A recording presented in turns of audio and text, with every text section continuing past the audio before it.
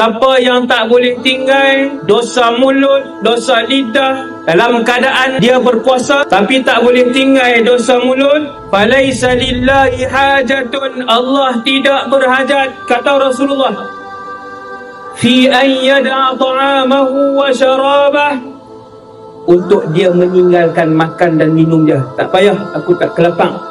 Hati-hati.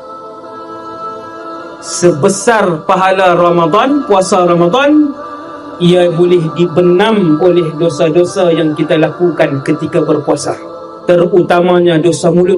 Hari ini orang gabung dosa mulut sekali dengan tangan, dua-dua bergerak. Tangan pun tight, sebarkan kepalsuan dan kejahatan.